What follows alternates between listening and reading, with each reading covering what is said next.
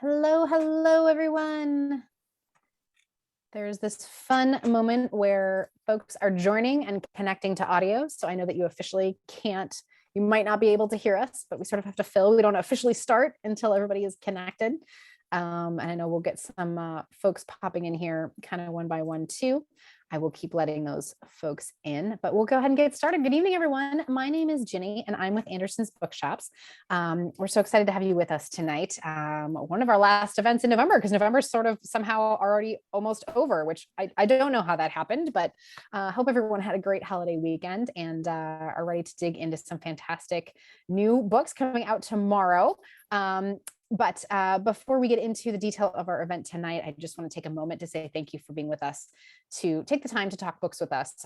If you are not familiar with us, Anderson's Bookshop is an independent bookstore outside of Chicago, and we have been run and owned by the Anderson family for going on 6 generations now, which we've sort of recently discovered makes us the oldest single family run bookseller in the country. So we're very proud of our history and our communities, and we're very grateful for your support because that's what's allowed us to continue to do this for so long. So thank you so much. Obviously, COVID has taken its toll on everyone in a very difficult way. Small business is certainly no exception to that, but your support and of us and attendance here tonight helps us see that there is a light at the end of the tunnel. It maybe keep getting pushed back a little bit by bit, but it's there, and we're going to get through this just because, just as we have gotten through everything else. So just thank you from the bottom of our hearts, truly. We are doing other virtual events and actually a couple of events in person as well. So please do visit our website, andersonsbookshop.com, and our social media pages to find a complete events calendar. We're starting to add some things for next year, and there'll be lots more coming. So stay tuned for that. A couple of upcoming things you want to be aware of: Brene Brown virtually, Michael J. Fox virtually, and for you YA readers, Renee Adier virtually as well. So some things coming up, even though we're getting into the crazy holiday season, don't miss that.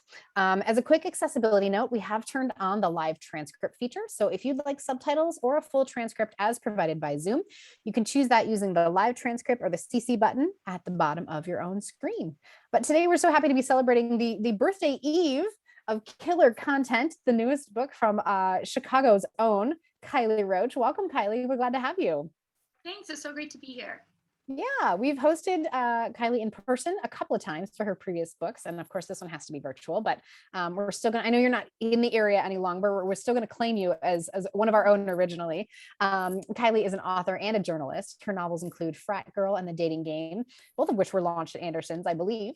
And her articles have been published by the Wall Street Journal, San Francisco Chronicle, and the New York Times, among others. She is a graduate of Stanford University and Columbia Journalism School. When she isn't writing, Kiley spends her time drinking iced coffee, painting in her backyard, and racking up screen time hours scrolling through TikTok and Instagram. And as a really special treat, joining us tonight is Kiley's sister, Maggie. Maggie Roache is a senior at Stanford University, taking time away from your studies to do this for your sister. I love it. Where she studies political science and human rights. She's a research assistant at the Center for Human Rights and International Justice at Stanford and is writing an honors thesis about transitional justice in Spain. Previously, she wrote for the Chicago Tribune's teen publication, where her assignments included covering the McDonald's All-American Game and a One Direction concert. And tonight, she has her most exciting interview assignment yet, interviewing her sister. Maggie and Kiley are both originally from the western suburbs and are graduates of Nazareth Academy. And according to the bio, I did not add this, longtime fans of Anderson's. Welcome to you both. Thanks so much for being with us. Thanks so much. It's so great to be here. And I love Anderson's. And so to be able to launch this book at Anderson's, like my other books, digitally this time is great. Yay. Hi, Maggie. Thanks for being with us. Yeah, thank you so much for having me. I'm really excited to be here. Fantastic. Well, I'm going to let you two chat about this brand new book on the eve of its entrance into the world. Awesome. Thank you so much. Thank you everyone for being here today, for joining us. Congratulations to Kiley on this new book. I'm really excited. I'm very fortunate that I have an author copy with me today. So yeah, to start out, I had the chance to read this book early, but since it comes out tomorrow, a lot of our audience members have not yet read it. And so why don't you start by telling us a little bit just what the book is about? Yeah, so the book, Killer Content, is a murder mystery. So it's a whodunit, and it's set in a TikTok content house. So if we're familiar with the Hype House or other Sorry, one second. There's an echo because I'm also here on my phone as a backup, but then it was echoing back at me. Sorry about that, guys. Yeah, so it's a murder mystery set in a TikTok content house.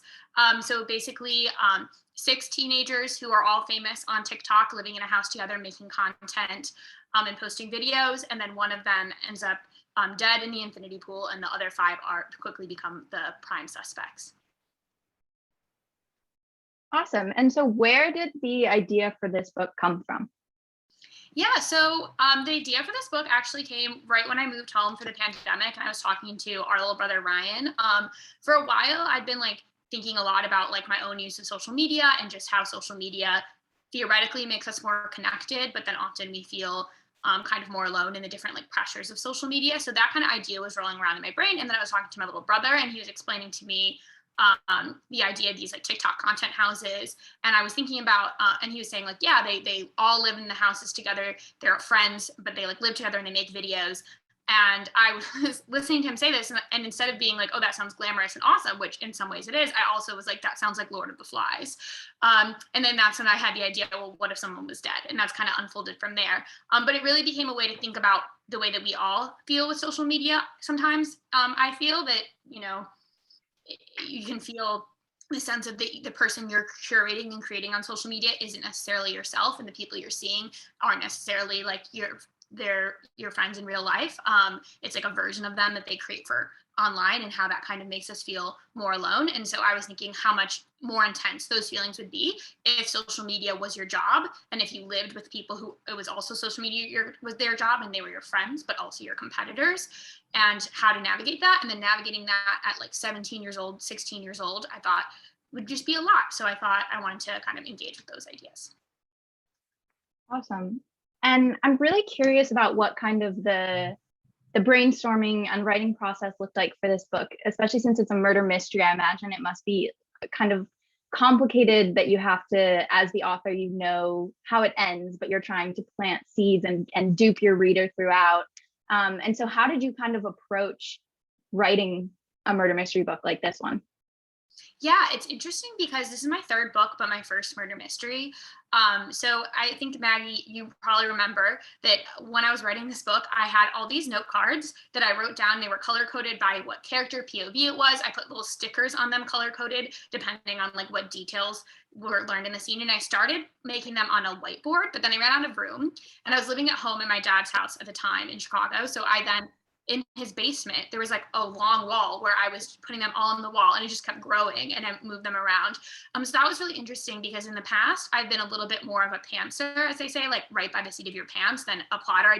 I sometimes outline, but I would mostly just kind of write and find the flow of the story. But with this as the murder mystery, I became much more of a plotter, and it was really fun to be able to, you know, plot the book out on the wall in sticky notes and see it up on the board. And, you know, it's funny because, you know, it's a whodunit, and so there's lots of like plot twists and turns, but you know, our whole family could have just walked downstairs and seen it on the wall for a couple months there. So yeah, that was a very fun time kind of arranging the plot that way and getting to move things around and try different arrangements of the scenes. Yeah, I think if I'm not mistaken, it was about a year ago this time. But there might still be some random note cards about murder mystery up in our basement. But that's okay, because when this becomes, you know, a New York Times bestseller and is famous for years to come, I think the basement will just be a landmark site, really, with all those different note cards. So it's obviously a murder mystery itself is a really complicated thing to write. And then you also have the fact that this book switches off with narrators. The point of view changes between the 5 different main characters. And so that sounds like quite a headache in of itself. And so how did you, as you were, you know, writing this and as you were starting to write this, how did you develop each character as an individual? How did you try to keep them separate? And what was your process like to make sure that they each had their own voice? Yeah, so for each character I created early on in the process, when I had probably only like 10 pages written of the book, just like starting the first couple of chapters, I made a mood board for each character that included like what clothes would they wear, like what brands would they shop, what brands would they represent on their page as sponsors, like what kind of car would they drive, what kind of like how would they do their hair, like all these different things, you know, just kind of the aesthetic that each character would have. And then also thinking about just kind of their different perspectives. So like what music they would listen to, their backgrounds. And then from there, I was thinking about like, why did each of them become an influencer? What drives them to like want to be famous? And then how do they relate to the other characters? So I had those mood boards also up on the wall. Huge shout out to Dad's basement in the process for this book, because above my desk there, I had like the mood boards for each of them.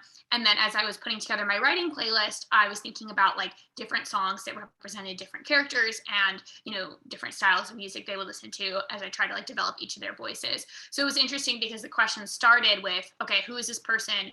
What drives them? What are their goals? And then, you know, at the end, it was like, what could be the most plausible reason that they may have killed someone else? Because, you know, it's a whodunit. And so a lot of the different characters we might at certain points think may have done it. So trying to draw out like, then what are their secrets? What are they hiding? What are their demons? But it was a very like interesting process. So I did a lot of journaling then too, stuff that didn't necessarily make it in the book, but like thinking about like, who are these people outside of the, you know, 12 days that is like the time the book is set. Mm. And you kind of touched on this about like all the different things you had up that was like visual inspiration for the book, but I'm curious kind of like how you would get into the writing zone. You mentioned music. I know that you usually create playlists for each of the books that you've written or the projects you've worked on. And so kind of like, what was your writing zone like? And then like, what were some of the songs that was on the playlist for killer content? Yeah. So when I first started brainstorming this book, it was in summer of 2020. So I would like, at that time I was going on a lot of runs. So I'd go to runs and listen to a playlist that had a lot of songs about like California and the beach, and think about like this murder mystery, because one of the things that I was really excited about was that it's a murder mystery set in a very like happy, sunny place. It's in Malibu. Whereas like we often think of a whodunit murder mystery, it's a dark and stormy night. It's an old mansion. And I thought this kind of would be a fun contrast to be a very new modern mansion and sunny California, but then that kind of contrast to the murder mystery. So I would go on my runs and think about, you know, in the sun, think about like sunny California and this project. And I would often write like outside in the backyard. But then it was Chicago fall and winter and very, very cold. So I would work inside. And I had my little like seasonal affective disorder lamp thing that like mimics sunlight. I would turn that on, and I'd have like a cup of coffee, often Dunkin' Donuts, or a cup of tea if it was later at night. And I put on my playlist with like big over the ear headphones and have, you know, like my character maps, all, like their mood boards all above me, and the plot on note cards behind me. And then I'd be in the zone to write. Awesome. And so you mentioned earlier, this is your third published novel. Your other two novels, Frat Girl and Dating Game, which are also conveniently available from Anderson's. But this is your first time writing a murder mystery novel. And so I'm curious what that transition was like from your other YA novels, and how was it different from your previous books? Yeah, I think it's interesting because there's kind of, I think, a Venn diagram between my previous books and this one. So I think that people who have read Frat Girl and the Dating Game, the kind of like voice and humor that I tried to achieve there, I also was trying to achieve here. So I think that I wanted the voice to be very approachable and just like a kind of a fun teenage voice. So I think that is consistent here. You know, it's a murder mystery, but it's also set in a TikTok content house. So it's not just scary, it's also, you know, funny and kind of campy at times. So I think that crosses over well from the other books. But it definitely was different writing a murder mystery. I think one thing that in my past contemporary books I was always thinking about was stakes and how to make sure there are stakes. And in a book where someone is dead and everyone else is the suspect for the murder, there are stakes already built in. So then the challenge is different because in the other books, I would, you know, be writing characters that felt real to me, and then I would be like trying to amp up the stakes to make it more dramatic for a book. And in this case, I wanted to make it still feel that you were connected to these characters and you cared about them, even though you were also wondering which one of them may have murdered someone. So to try to make you want to hang out with these characters, even though you also think that they are someone who could have murdered someone else. So that was like a very different challenge, but it was really fun to get to navigate that. and work on this book. So yeah, it was definitely a new challenge, but one that I really enjoyed. Yeah. And what did you like more or dislike about this change into murder mystery? Is this the beginning of a murder mystery era for you, or was it kind of like a fun exercise? Like, what are your kind of takeaways from it? Sorry, the connection was unstable for a second. Could you repeat that? Yeah, no, I was just curious what you liked more or disliked about this kind of shift into murder mystery. Yeah, I mean, I really liked it, and I think I have been bitten by the bug, so I want to keep writing these kind of thriller and murder mysteries in the future. It's definitely a really fun genre to write in, and there's some Agatha Christie's kind of like the godmother of all murder mysteries, and it's just so amazing how prolific she was, and then how so many people have written so many different murder mysteries since. And there's a commonality, which is you're trying to solve the murder and figure out who did it, but then it can go in so many different directions and be combined with so many other themes and feature so many interesting characters. So it's just such a rich genre, and I'm excited to be part of it. Awesome. So what was it like? You mentioned this, but what was it like writing a book during the pandemic? Yeah, it was definitely interesting. So as Ginny had mentioned, I had gone to Columbia Journalism School, and then I had done 2 internships after that in New York. And I was living in New York and looking for my job after my internship.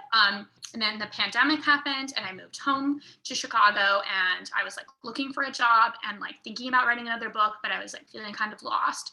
But so the pandemic, like so many people experience, was challenging in that way, and that it kind of like was destabilizing for my life. But it also, during this time, like being at home with family, having that conversation with Ryan, like talking with you guys and my family about what I wanted to do, I realized that like I really missed writing fiction, and I wanted to do that again. So once I got this idea, and in that conversation that I had with Ryan, and I realized it was like Lord of the Flies, I really felt so inspired. And then because I was at home, I had the opportunity to have time to work on the book. And then even as I was working from home, I'd work from home during the day, and then have dinner with you guys, and then go write in the evenings or write on the weekends.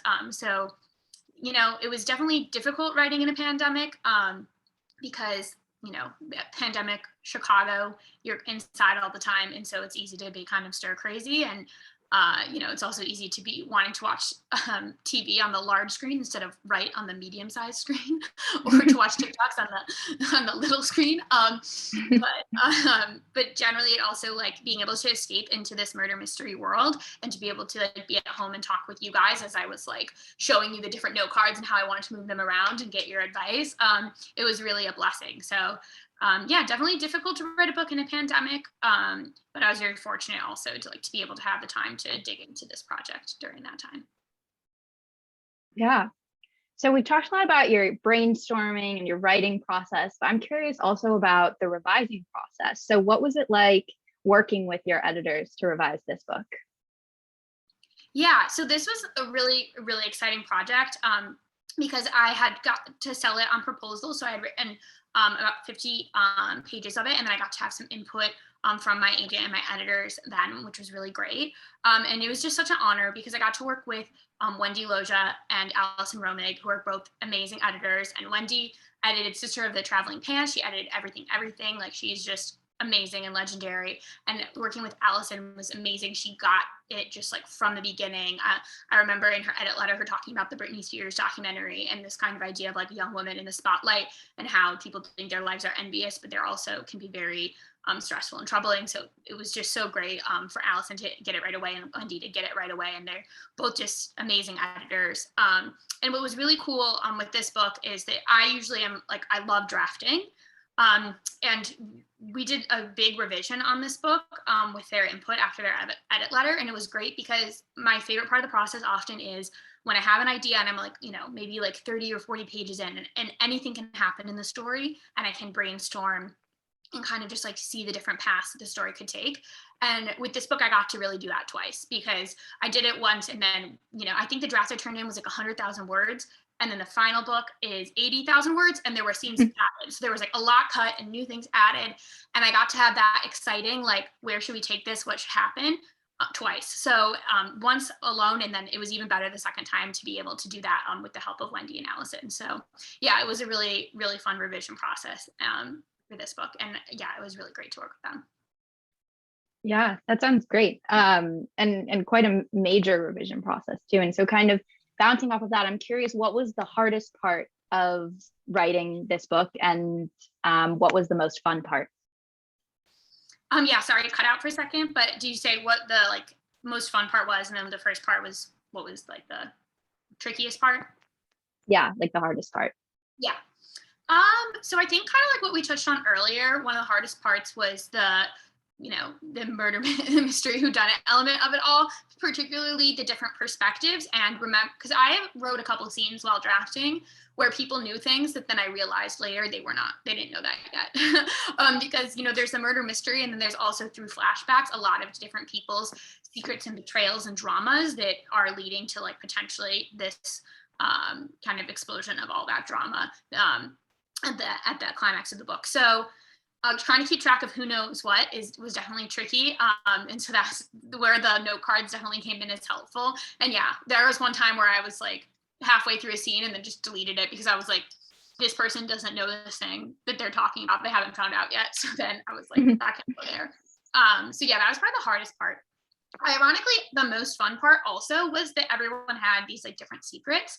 So getting to there's a lot of talk sometimes about like if characters are likable, particularly female characters, and to do a murder mystery where that people have to have demons enough that we think that they might have murdered someone, and in one case someone did, you have to you have this kind of permission to make people complicated and not necessarily likable. And so that was actually really fun to think about, like what are people's biggest secrets, like who is cheating on who in relationships, and who is really cutthroat and competitive with their sponsorship deals as influencers. So that was actually really fun, even though then I had to make sure I remembered who knew what. It was also really fun to think about like these people who are sharing so much of their lives online as influencers, what would their secrets be? What would they want to hide if they're showing so much, but what are they hiding? So that was really fun. Yeah. And so obviously this is an online event. People are joining from many different places. We're on opposite ends of California, but we're hosted by Anderson's, which is our local bookstore. And so I'm curious, like, what does it feel like to do an event here? Yeah, well, it's really special to me, especially because, growing up, we went to events at Anderson's. And when I was like 15 or 16, I was obsessed, as many of us were at the time, with dystopian. And I loved the Divergent series and was a big fan of Veronica Roth. And I was writing at the time for The Doings, our local suburban newspaper. And I got to interview Veronica Roth right before her Anderson's event and book signing. And I remember I was like shaking. I was so nervous and so excited to get to talk to her and interview her about Insurgent coming out, the sequel. And it was just really special. And like my mom has this picture of me like and getting my book signed and just like smiling so big. And so with this event, and then also with the events that we had for Frat Girl and the Dating Game in person, it was really a dream come true to be able to have an event at Anderson's. And so, yeah, it's really special and close to my heart to be able to support my local independent bookstore and a place there where I was really inspired to like become a writer. Like hearing Veronica Roth talk about writing Divergent while she was in college really inspired me to like pursue publication while I was in college. And so to hear her talk about that at Anderson's, be inspired, and then get to come back to talk about my books here is really special. Yeah. Well, speaking of you met Veronica Roth, you said when you were like 15 or 16, but at 17 you signed with your agent, which is incredible. And so what advice do you have for other teenagers or even college students, younger people who might want to write a book? Yeah, well, I think there's a couple things. And one thing is to believe in your voice, particularly if you're writing young adult, like you are a teenager, you can being a teenager more than anyone else. So you don't have to wait until like after you've graduated with a degree in creative writing from college, or after, any sort of official benchmark. You don't have to like get an MFA. Like all those things are great to develop your craft, but you don't have to wait until then to start putting your words out into the world. So that's the first thing. And then as far as like growing as a writer, I think actually right here on my desk all the time, I have On Writing by Stephen King. And I read this when I was first starting out writing, and he talks about the most important thing as a writer is to read and to write, and that sounds obvious, but when we get writer's block, it can be hard. So remembering to always read in the genre you want to write in, so you know what it's like, and then read other genres because you'll like be inspired, and you also get to like read other genres helps you to like feel that love of reading, and like to enjoy it as a reader kind of separately too, and then be writing, which sounds obvious, but like I know myself sometimes, like I'll start to get anxious, like is this good enough, like is this going to work, and then I'll kind of freeze up and stop writing. So just having that practice of writing every day when you're drafting is great, even if you're kind of just journaling about the characters, brainstorming, just sit down and work on it for a little bit. And a lot of people track word count, and I try to track time, because sometimes you're revising and you're cutting words, and sometimes words come more easily than other days, but you can control, if you set aside an hour or 2 hours and be at your desk. So that's, another thing that I recommend to young writers is to just put in your Google Calendar or whatever calendar you use, like a block of time to sit down at your desk and work on the project. And over time, that really adds up. Awesome. So I wanted to talk a little bit about the cover. I'd love to say that I planned the fact that I'm matching with it, but I didn't. But I really love this cover. So tell me a little bit about like what the process of ending up here was like. Yeah, so the cover was designed by Casey Moses. She's on TikTok and on Instagram, and she does really cool videos about like her process and how she makes different covers. So definitely recommend following her. And it's such a great cover. I love it. So the process begins with, we ended up having a photo shoot for this, which is really cool because I've never had that for one of my books before. And so that was really exciting. They did a photo shoot for it. And then I saw different mock-ups, like I think like 10 or 12 different covers that I got to like kind of give input on. And I actually was like living with you, Maggie, at the time. So I got to show it to you and some of your friends and get your thoughts too. And so we narrowed it down, and like I got to like, there was for example, this cover with different fonts, so this picture with a couple different fonts. And so I got to have input in that way, but, it's always so exciting because, I make my thing, which is writing the book. And then someone else who's a visual artist, in this case, Casey Moses, who's brilliant, comes in and does their craft, and like, interpreting mine. And so it's always so exciting because I have a vague idea of what might be a cool cover. And then I am not a visual artist, and I always am floored by just like the way that people are able to like conceptualize things. So anyways, it was so cool. And so yes, I got to like help a little bit, like, oh, I like this font. But generally it was Casey, and she just did a great job. So I was really thrilled. Yeah. And kind of the other thing I noticed when I very recently got my hands on a physical copy of the book, beyond the fact how beautiful the cover is, the dedication of the book is one of my favorite ones I've seen. You dedicate this book to "For all those with California dreams." Could you tell us a little bit more about what you meant there? Yeah, it's interesting because I ended up writing that dedication pretty last minute. It was something I thought of probably like an hour or two before I emailed it to Wendy and Alex, and that's what I wanted to do. But on my writing playlist, California Dreamin', both a thematically relevant song and then also a TikTok song was on my playlist like the whole time. And there's a passage early in the book where one of the characters, Kat, who's from Fresno, is talking about moving from Fresno to Los Angeles to pursue her dream of being a comedian by joining this TikTok house. And how in her brain, there was two different Californias in her mind. And one is this idea, it's in Jack Kerouac's writing and Lana Del Rey's songs and all these Hollywood movies, which is this idea of California being this place where your dreams can come true. And there's like all this glamour and glitz. And then her reality of being like a normal person in a middle-class family in Fresno in California, being the place where she goes to school and does homework and scoops ice cream in her after-school job, and it's normal. So I was thinking about this kind of contrast and Kat's experience.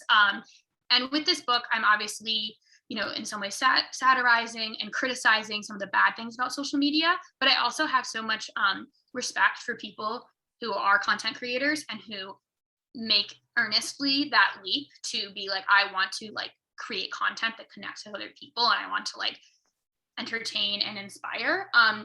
So yeah, I wanted to write this book for, and dedicate it to all the people who try to do that. And I see as this book engages with, that lifestyle is not just glamorous, but can be have a lot of pitfalls of, comments from strangers, harassing on Instagram, and drama and stress and like deals falling through, and like a lot of pressure to look a certain way and a lot of negatives.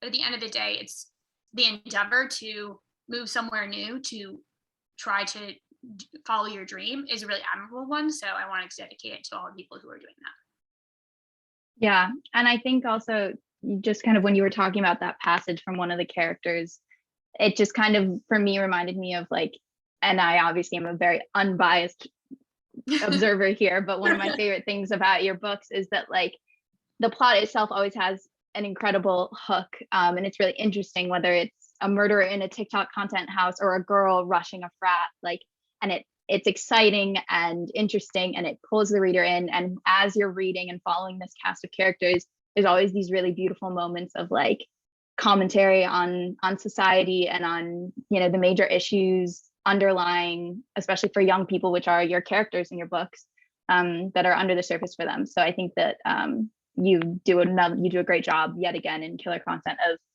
having such an exciting and novel plot, but then also really weaving in some important discussions about things like social media and its impacts. I'm curious, I'm sure you did a lot of research for this, like you were saying, reading in your genre, out of your genre. So what are your favorite murder mystery books or movies? Yeah, that was some of the real fun of doing this, and honestly of writing all books, is that you can be reading, and like I could be like staying up late reading Pretty Little Liars, which I reread the entire series during when I was drafting this, and I'm like, this is actually productive.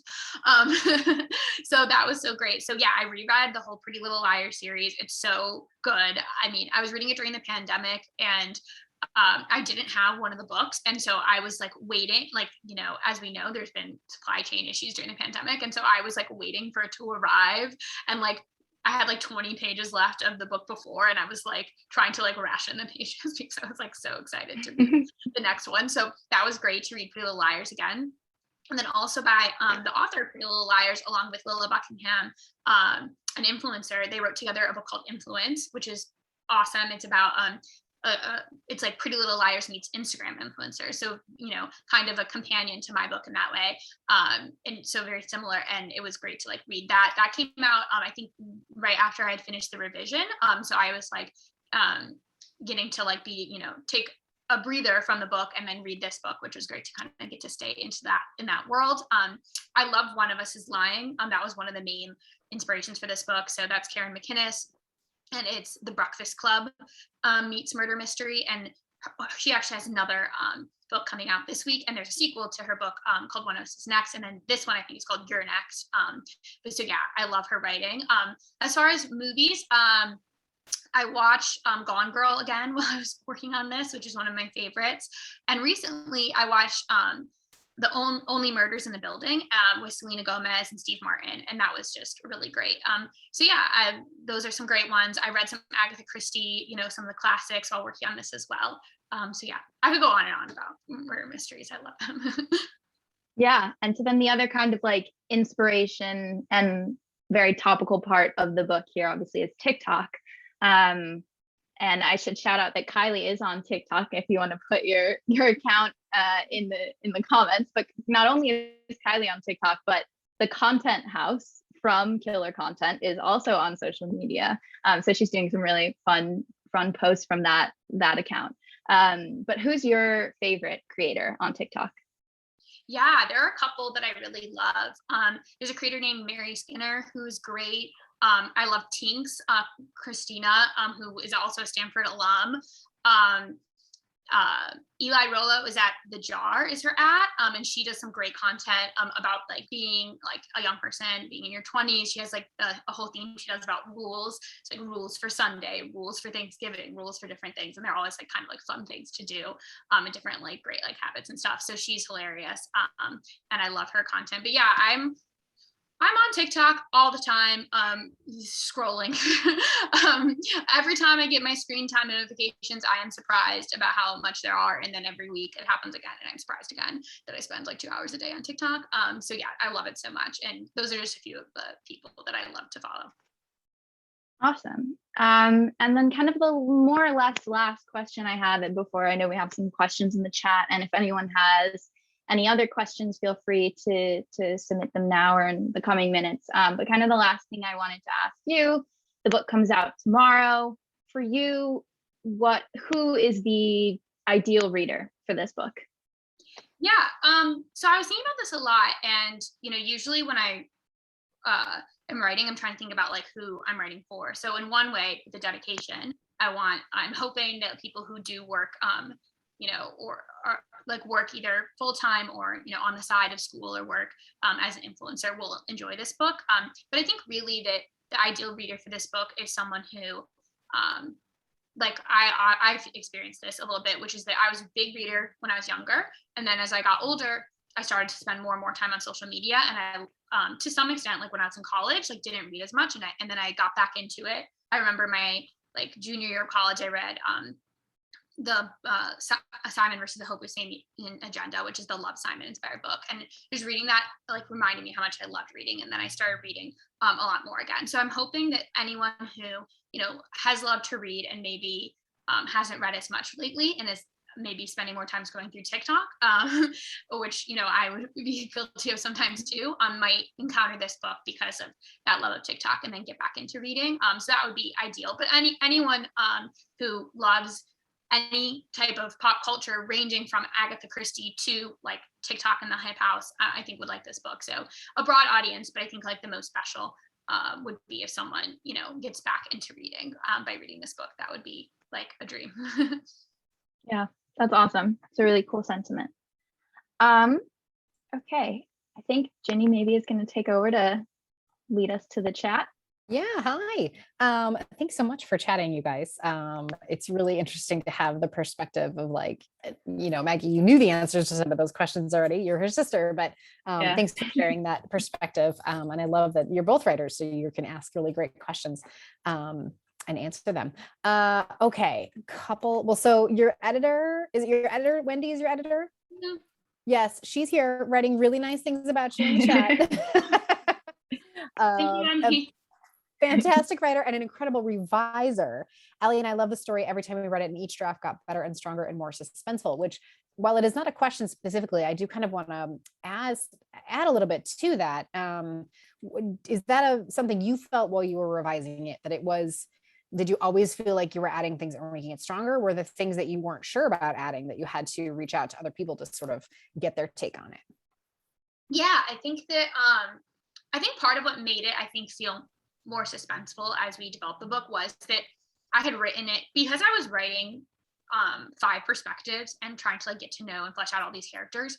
It was really long when I turned it in. And so part of it was like having like almost like I don't know if this makes sense, but there's the idea of like sculpting by like putting pieces of clay together, or when they sculpt by, again, I'm not a visual artist, but when they sculpt by like taking things out of a brick. So I feel like that in this way, that some of the revision was having this like 100,000 plus word giant book, and then making them leaner so that you stayed with the suspense and you stayed hooked in. So I think that was like one of the parts of the process that was like one of the most rewarding, which is kind of like paring down the book and finding like the nuggets of it that we loved the most, and then expanding some of those, and then cutting some stuff that helped me get to know the characters as I was writing, but then as a reader, I wanted people to be kind of propelled through the book.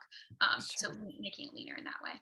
So like almost like whittling it down, or like Yeah. taking a chunk of stone and carving it out of that. That's a great metaphor. And speaking of learning about the characters a bit more, Patty wants to know, what character in your book are you least likely to get along with? I think probably Tucker, who is a character in the book who is the boyfriend of Sydney, who is the girl who is dead. And he also was cheating on her with one of her best friends. So Tucker, probably the one I least got along with. Seems like a safe vote. But it was also interesting to kind of write this like alpha male, like hypermasculine character, and kind of think about his perspective and get into that head. It was a very interesting experience. And also then to think about like what are the things that even though I generally would get along with him least, would make me kind of feel more for Tucker.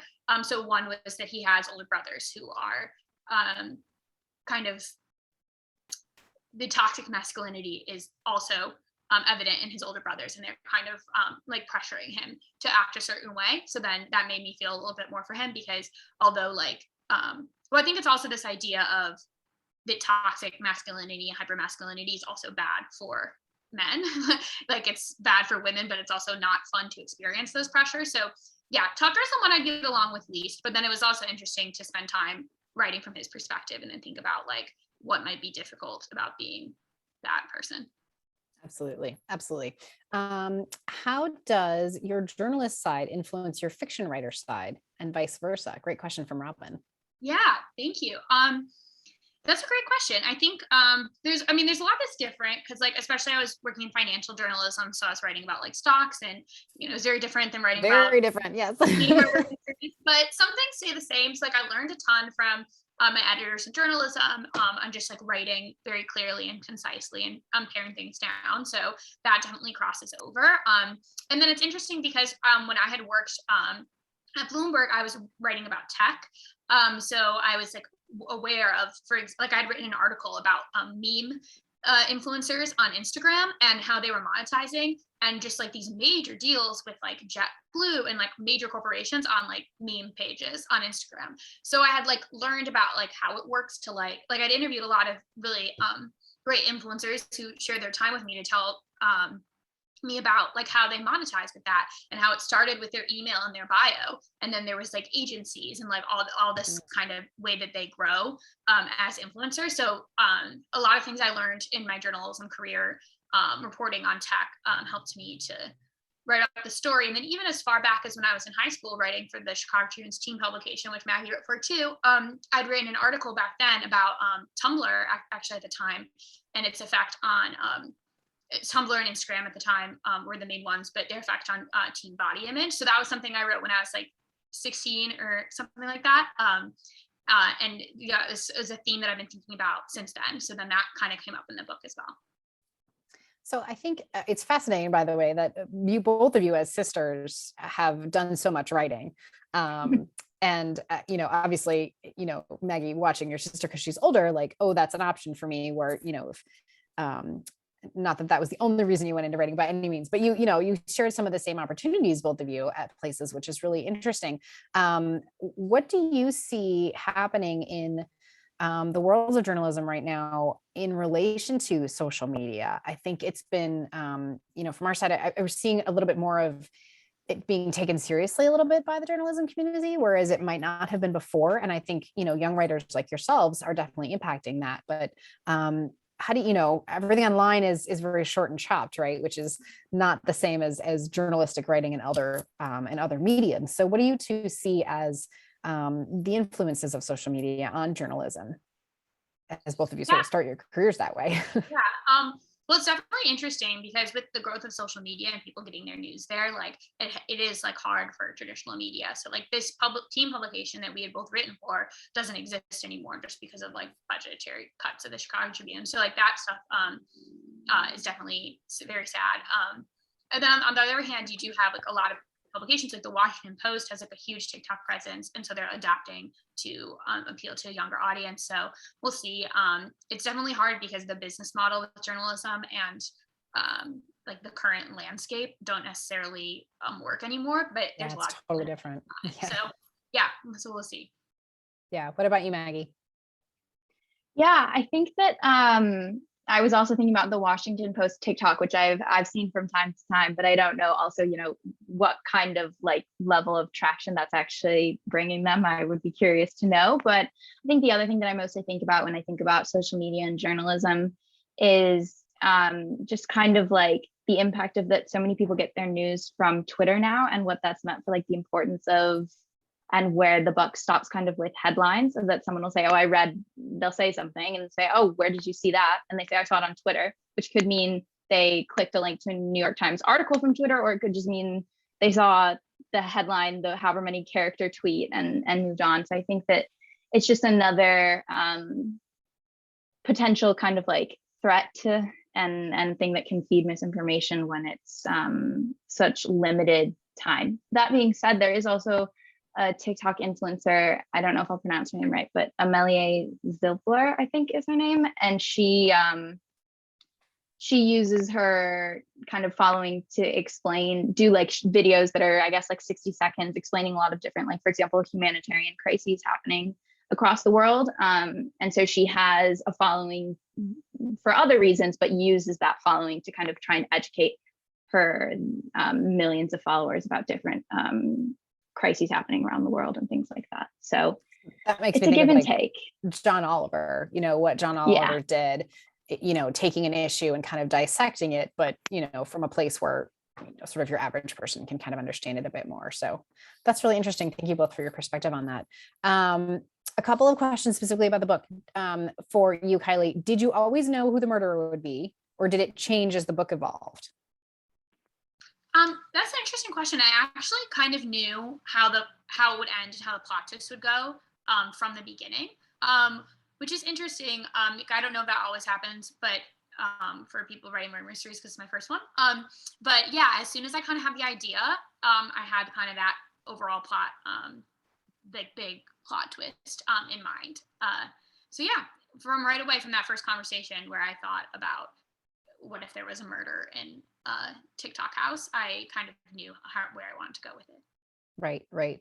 There was a Law and Order SVU episode recently that was not a murder, but a crime committed in an influencer house like this. And I'm rather too old to be part of the, sort of TikTok generation that way. But I thought it was fascinating to think about that sort of manufactured atmosphere when you put a bunch of people who are trying to monetize their content together. Like, what does that turn into? What is that atmosphere like? I think that's really fascinating. Another good question here from Alex. Did you learn anything new about yourself while writing the book? And I would sort of add, this is your third one. How is this one different from the other two? And how is it the same? Yeah, that's a great question. Well, I think that with this book particularly, it had me reflect a lot about like my own relationship to social media. And it's interesting because now with the book coming out, I'm like promoting it on social media, and I'm like experience like trying to like curate on social media. Very meta, right? Yeah. And it's interesting because I think that like at certain times writing the book, I was like, I should just delete social media. Like I shouldn't be on this anymore at all, which some of the characters think about during the book. But then at the same time, there are people who I like have met throughout my life that I don't live in the same city as, and I still connect with them through Twitter, through Instagram, and it's really great. And I value those friendships, and I like to like see, what they're up to and what food they cook today, and it makes me feel connected to them. So it's definitely tricky. So I think that was one thing that I learned about myself a lot. And I don't know if I have the answers, but I definitely learned and thought a lot about like my own complicated relationship to social media. And that was pretty particular to this book. And I think that with each book, like every book I write, I feel like I learn about just like my own like discipline and anxiety, if that makes sense. So basically, at the end of the day, there has to be a book written, and that's kind of a looming goal. And like, I'm someone who sometimes has anxiety. And so then sometimes it can be overwhelming, but then building that routine and figuring out, okay, this is how much I need to write at each point. And then around that, thinking about like, okay, should I go for runs? Should I do yoga? Like how to build out my day. So it's honestly like sometimes the deadline pressure of the books can also be a blessing because it has me like proactively think about routine and stuff like that, which I think during the pandemic, a lot of us were confronting this kind of like working from home, and like you can kind of always be working, and how do you navigate that? And you're like I'm in my bedroom right now, like this is where I work, and it's like feet from where I sleep and where I watch television to relax and all these different things. And so that's something that like I kind of relearn new things about myself with each book when I'm going through that process. And then that's helpful like to take away with working from home and different things. So earlier we talked about like advice for young writers. And I also think that like the process of working on a project as long as a book, or like my sister right now is writing an honors thesis. So working on one of those like larger projects is such a great learning experience that you can take into like other things in life to be able to like be self-driven and divide up a large task over a bunch of small periods of time and get it done in the end. Right. I mean, you're supposed to be learning those skills all through school, but I think School is a lot of like the homework is tomorrow, do it tonight for tomorrow, and there's not a lot of in 5 months have a 80,000 word thing done. Go forth and do it. Right. But a thesis would fall in that category for sure. Yeah. Okay. Jacqueline asks, when writing the characters, did you base them off anyone you know or any celebrities? No. When I first started writing in like the 7th grade, and I went home and everything that I wrote was like romantic clay of like my life. I would just be like, I am upset about like stuff that happened at recess, and here it is in the book. So I definitely started out that way. And then as I like continued to write, like with like my first couple books, there was a couple characters who were like combinations of different people that I knew and different traits about them. But what's interesting is this probably is the first book I've written where like truly everyone is not based on real people. They were all just made up. And so that was really interesting, that early process where I was making the mood boards about them and figuring out who these people were. That kind of like, I was just thinking about like who might be in the situation where they have 30 million followers and live in a TikTok house. Like, what are the different people who might be like very different from one another that are in this very strange, unique situation, which is to be incredibly famous on TikTok and very young and living in this house. And so from there, I tried to develop the characters versus like being inspired to write about like a real life person. So yeah. Okay. Kind of to wrap up, I wanted to ask both of you as writers, what are the things, I mean, obviously Maggie, you have a thesis you're working on, but what are the other things that interest you that you want to write about, whether on sort of journalism side or for you, Kiley, fiction, or maybe Maggie wants to write fiction too. I don't know. What's, I guess, what's next, and what do you see as interesting things that you kind of want to dissect that way? I can go first really fast so I can give Kiley the last word, but oh, that is yeah. such this is being recorded, I just want to yeah, I spend a lot of my time writing about Spain and the Franco dictatorship, so I love the chance to write about other things because that is my thesis, so it consumes a lot of my life. But I've been taking an English creative nonfiction class this quarter at Stanford. And I've been doing a lot of writing about body image and things like that. And so that's been really interesting. It's led to a lot of really interesting conversations with my friends as I've talked about working on this project.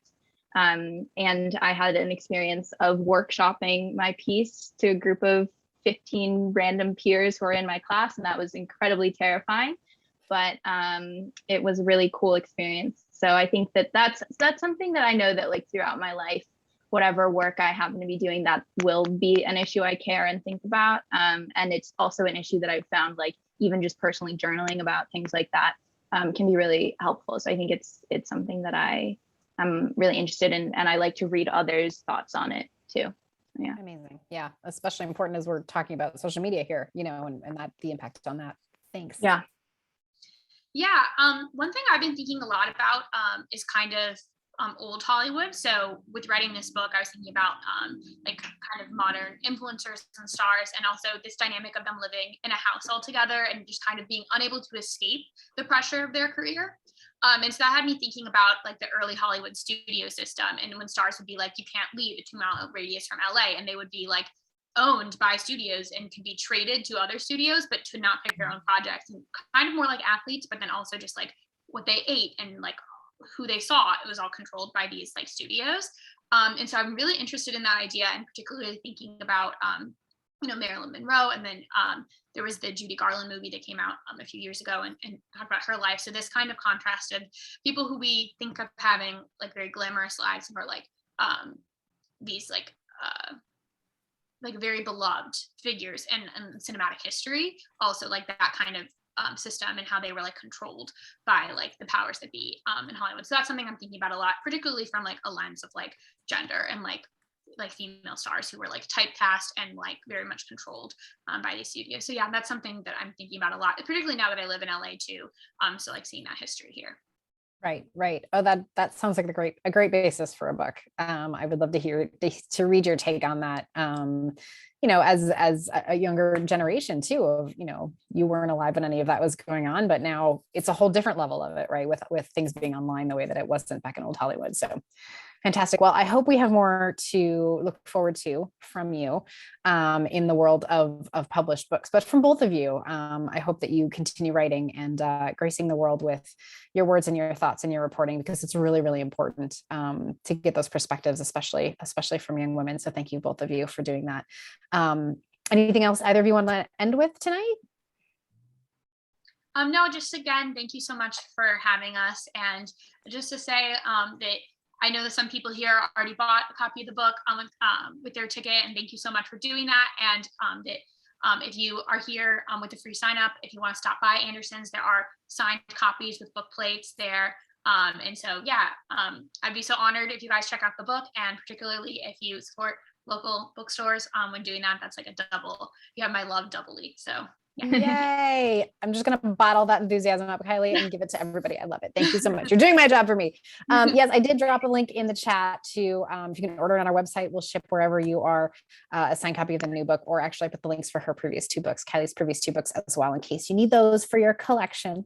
Well, thank you both of you for taking the time out. I know it's a busy time of year, Maggie at school. So thank you for taking the time to be with us, and Kiley, for both of you coming in from California. We do appreciate it. For those of you who did order a copy of the book with your ticket to the event tonight, you'll get an email from us via Event Combo when your book is ready to be picked up or is shipped out to you. So just keep an eye out for that.